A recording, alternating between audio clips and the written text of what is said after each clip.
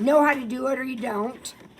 So when we talk about limits for end behavior, that's the limit as x approaches infinity and the limit as x approaches negative infinity. Now those can be in either order unless the answer blank is denoted with a right and a left. You have to make sure you got the right one, right? So this is right, this is left. But otherwise the order doesn't matter. So take a look at your function. It's a polynomial.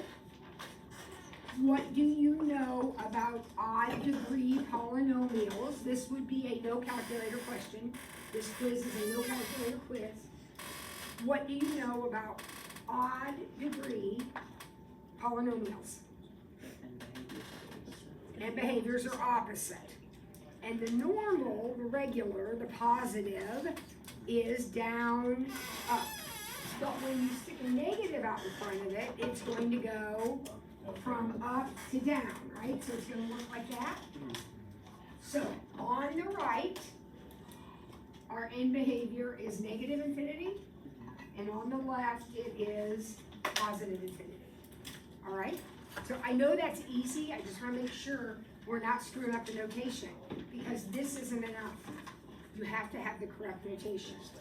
All right. Number 9 gave us trouble in homework, and we talked about it, but it's still, I don't know, the homework I got yesterday still had issues with it. So let's look at this and make sure that we are clear on vertical asymptotes and holes. Now you must answer the question that is asked.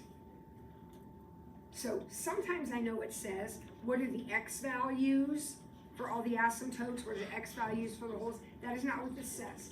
This says, list all the vertical asymptotes and all of the holes. So these are going to be points, and these are going to be equations. Right? So what do we do here? How do we begin this problem? We cancel out anything we can cancel out.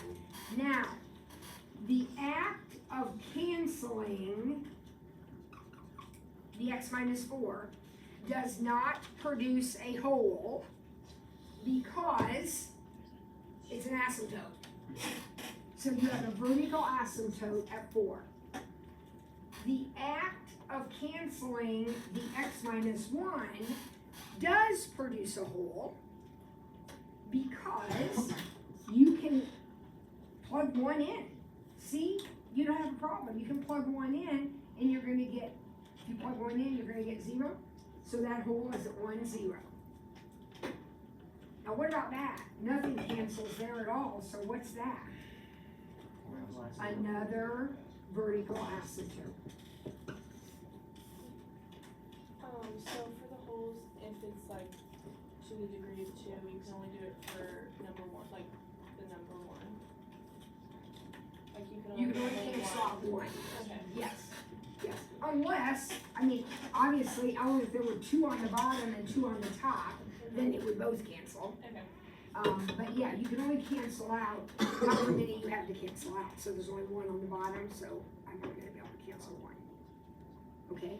The point there is, not every cancellation produces a hole. It only produces a hole if you can plug the number back in and get a y coordinate. You cannot plug 4 back into this problem. So you can't have a hole there. It has to be a vertical asymptote. Okay. And then number 10, I want to make sure that when you solve this, you are showing appropriate work.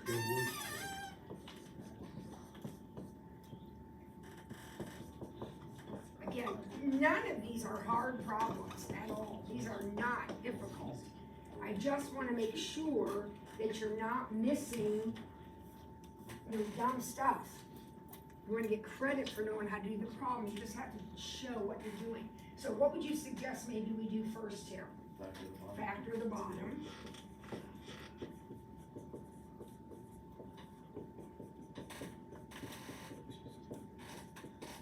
Okay, so here's my number line. I use sign charts for my inequalities. right? Okay, so a bunch of dots, I have a bunch of dots on this number line. 4 of them to be exact, because every parentheses is going to get a dot. So I'm gonna have dots at -2, -1, 1 and 3. Make sure when you put them on there, they're in order. So did I get that right? Yeah. Now, this produces, this sign right here, produces an added complication. Remember, you don't color in all the dots though. We can only color in the dots that are coming out of the numerator. So the dots coming out of the numerator are -2 and 3. All right, and then I'm going to pick a number in every space. So maybe -3, I'll just go in order, -3. So -3 would give me negative, positive, remember that one's squared, over negative, negative. Now, put all that together, what is that? Is that gonna come out positive or negative? Negative. Is that what I want? No. Move on. -1.5. -1.5 would make positive, positive, negative, negative. All right, what's all that? Oh, that's good. That's what I want, right? So I'm gonna color in that part. How about 0? In between these two, so I'll pick 0. Positive, positive, positive, negative. Does that work? No, don't like that. Okay, how about 2? Positive, positive, positive, positive. Yeah. That works, that's good, it works. And how about 4? Positive, positive, positive, positive, does that work also? Okay, so would everybody agree, I've got this section, and this one, and this one? Now, let's be smart, because this dot is closed. Are these really 2 separate sections? No.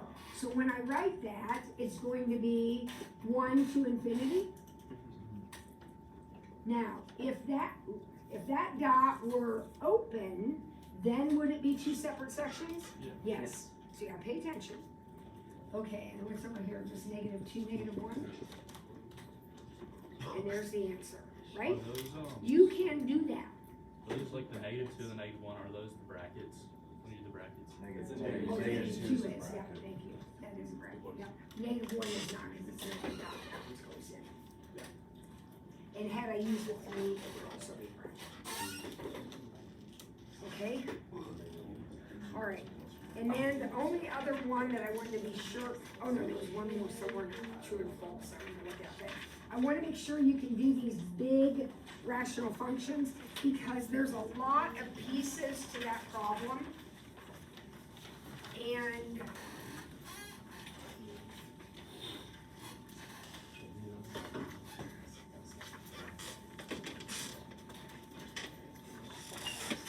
okay, so let's, I'm gonna go ahead as I write this and start trying to factor it.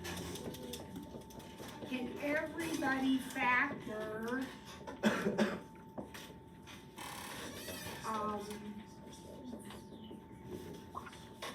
this thing?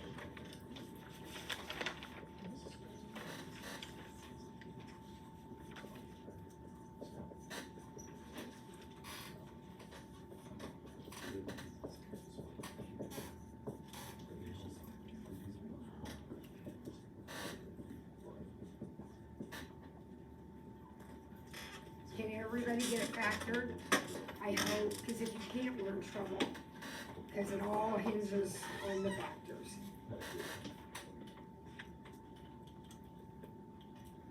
Everybody good? Now, what do you notice about it right off the bat? There's going to be a hole. I'm going to cancel that out, and I'm going to recognize that I'm ultimately going to be graphing this. everyone agree with me that that's what I'm graphing? Now I'm gonna go ahead, and order is not important. Ultimately, you're gonna answer this whole page, but the order you do stuff doesn't matter, so do whatever makes sense to you. I like to, so that I don't forget, I like to do my whole right away. So I know my whole is gonna be at -2, so I just plug -2 in.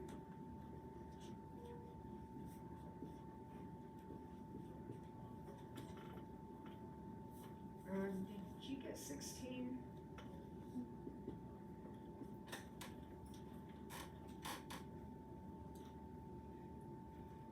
I think it's 16. Okay, so -216, which is going to be a pain in the butt to graph. And I'll just, you might have to change your scale on your grid. So I'll change it. So here's going to be -216. That's my whole. So one of the directions says list all holes. Here is the hole, the only one. There it is. And then there it is on my picture. I'm using the scale of 2. Okay? Now what else do I do? Well, it's up to you. Go whatever, what else do you notice about this guy? Vertical asymptote. X equals -3. Yep, so it says list all asymptotes. So in the asymptotes area, we have vertical at x equals, -3. Which remember my scale, so that's gonna be like right here.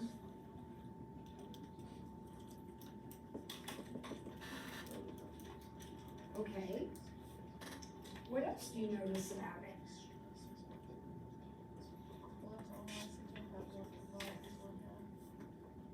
Now we need to be really careful. What is the power on top here? X squared. What is the power on the bottom? X. So, do I have a horizontal asymptote? No, I'm going to have a slant asymptote. So I might as well go ahead and find it. Remember, the only way you can have horizontals is if you have x squared over x squared, or x squared over x cubed, right? The big one's on the bottom, you get zeros, and it's horizontal. But this one doesn't. So I'm gonna go ahead, I have to do this division. So I'm gonna go ahead and FOIL that out.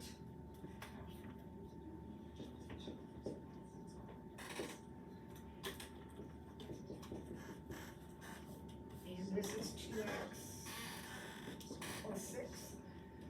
So now I'm gonna do my division. So x squared minus 8x plus 12 divided by 2x plus 6. I'm gonna do my division. So what do I need? What do I need to multiply by here? I gotta get an x squared, so I need an x, but don't I need a 1/2? Because 1/2 times 2 will give me my x squared. And then it will also give me a 3x. So I'll subtract. And I get -11x plus 12. Okay, so what do I need now? I would use -11 over 2 myself, but you could do 5.5. That's the same thing. Because what happens when you multiply -11 over 2 times 2? -11. And then, now, it's okay, I'm not even gonna mess with this, because whatever happens there is just gonna give me my remainder. And in slant asymptotes, we don't care about the remainder. So what is my asymptote going to be? Y equals 1/2 x minus 11/2. Now, does the 1/2 slope here make sense to you? When you look at the original problem? Yes. Yes, because you have x squared over 2x. So that's gonna cancel out to be x over 2, 1/2 x. All right, so let's graph that. Okay, remember my scale is 2, this is getting more complicated, so negative 5.5 divided by 2, and the slope is 1 half. Right here.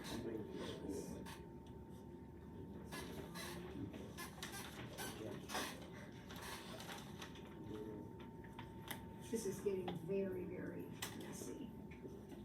I'm gonna go ahead and erase my,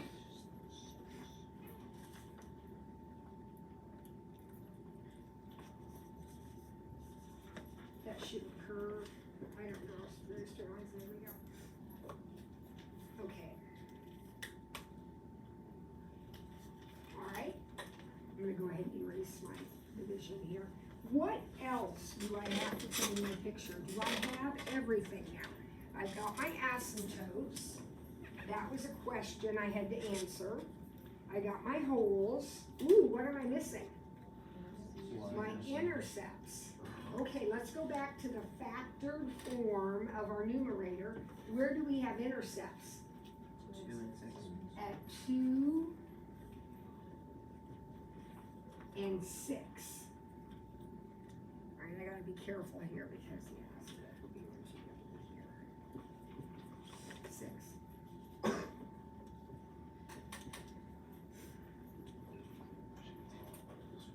How about a y-intercept?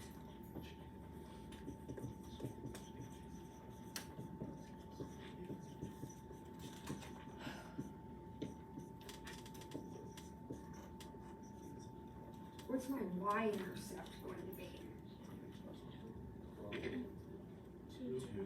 2. Sometimes it's easier, honestly, to go back to the original problem and get your y-intercept, because the way the original problem is written, when you plug in x, doesn't everything disappear except the 24 over 12? So sometimes that's easier, it doesn't matter as long as you get that. Okay, so I've got my asymptotes all listed, I have my intercepts all listed, my whole, now I'm ready to sketch it. Can you visualize it? What's it look like? Well, I hope you don't have any question about what's happening here. You have your whole, you have your intercepts, and you have your asymptotes. Does that shape make sense to you for that paragraph? So that's to the right of the vertical asymptote. What's happening on the left side of the vertical asymptote? Either in this section or you're in this section. What do you think? We're below. You're right. You could figure that out by plotting some points, or you could just do it intuitively. How did you know that? There's no zeros up here, right? And to be up here, you'd have to go like this. It could go like that, but not this time because it can't cross. We good with that? Okay, we gotta be able to find all that stuff. Okay, now, I want you to look at, just kind of interesting. I want you to look at problem number 3.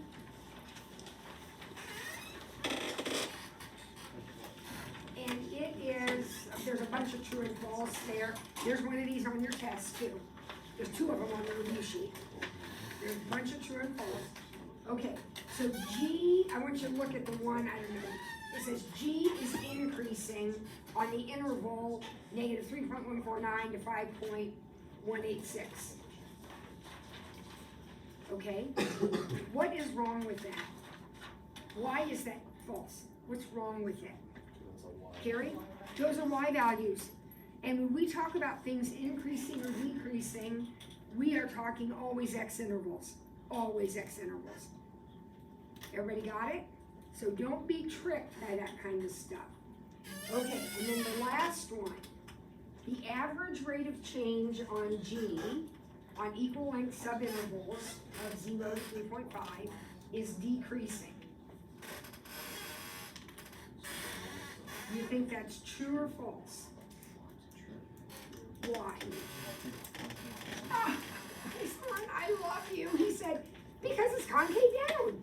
What does it mean when the rate of change is decreasing? It means you are concave down. Very good. Okay, and speaking of that, go back to problem number 2. I threw this one on there. This is old. This is like from 1.1 or something. Number 2. Use this graph to answer questions A and B. On which of the following intervals is the rate of change positive and decreasing? So, now remember, there could be, we're just matching it up with those intervals, okay? So one of those is true. There might be other ones that are true, but we are just zeroing in on those intervals. So does anybody see the interval listed, the listed interval, that has a rate of change that's positive and decreasing? D? A?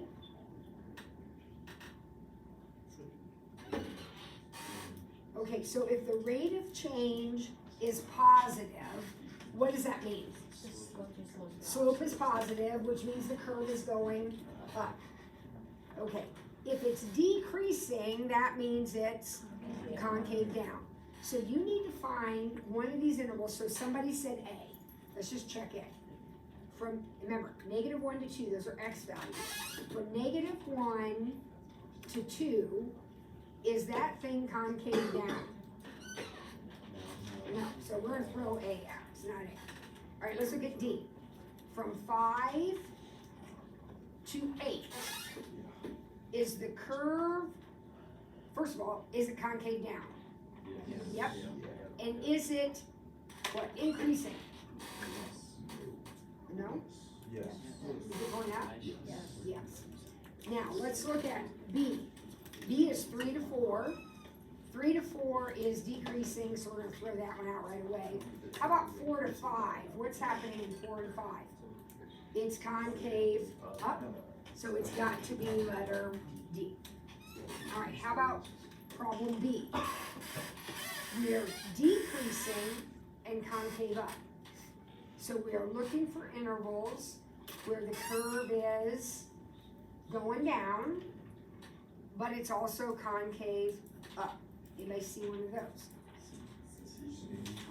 3 to 4, decreasing and concave up. Yep, I think that's the answer. All right? So that's just some review thrown in there to make sure we're not forgetting all that very important stuff. All right, so I just rattled off a few that I found that I thought were important to talk about. What did you find? Did anybody find something that you wanted to talk about on this sheet? 7. Find the third term of the expansion. Okay, now this is a no calculator exercise. So obviously I have to keep the expansion relatively reasonable, and it is to the 5th power. Okay, so that's easy. Especially since you guys did this last year, you maybe even have the 5th row memorized. If not, over to the side you can build the triangle to the 5th row, and we're not even interested in the whole row, are we? We are interested in only the 3rd term. So 10. Then the 10 will be accompanied by both parts of the binomial. So positive 3 and negative 2x. Okay? Now, if you were doing a word expansion, so if you wrote down all of these numbers, and you put a 3 and a negative 2x by all of them, what would be the power on the 3? 3 is your first term of your binomial. What would be the power on the 3 here? 5. And then it will go down to 4. So the one I want, the power on the 3 is 3. And that means that the power on the 2x is 2, because they gotta add up to 5. So now to get our answer, we're going to take 10, multiply it by 27, and then multiply that by positive 4. So 270 times 4, is that 1080? Yeah. So 1080 x squared would be the third term. Okay? Quick comment. That 3 right there is not a 3 because it's the third term. So in other words, if we were looking for the fourth term, that would not be a 4. It's just kind of coincidental that when I counted down, because the fourth term would be 3 squared. All right, anything else? Hang on, you're not going anywhere, folks. You're not going anywhere. One more question. Anybody else have a question? By the way, on the test, quiz, don't waste time doing the whole expansion. Read the problem. You only want one term, only do the one term. Okay, which one do I do? Would you do 4? 4? Yeah, but I kind of already did, because 4 is going to be done exactly the same way that our rational inequality was done. I'm going to draw a number line. All of these dots, there's 1, 2, 3, 4 of them. All of these dots are going to be solid, because there's no denominator to worry about. So -9, 0, 3, and 4, those are my dots. And then what do? Pick numbers wherever, and your goal is to be greater than or equal, so you want positive. So everybody good with that? That's exactly what we did before. We're just gonna pick numbers and all there and figure out where to shift. All those dots are open. I'm close. Huh? 6. Average rate of change. In this case, you're going to do P of 1 minus P of -2 and divide by 1 minus -2. So you're going to figure out what P of 1 is.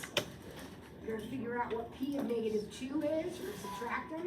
That's Y over X. So, okay? And this is going to be a fraction. Oh, so it's a 0. Yes, yes, yes. Take it easy. All right, have a good day. The answer can't be 0. I don't know what it is.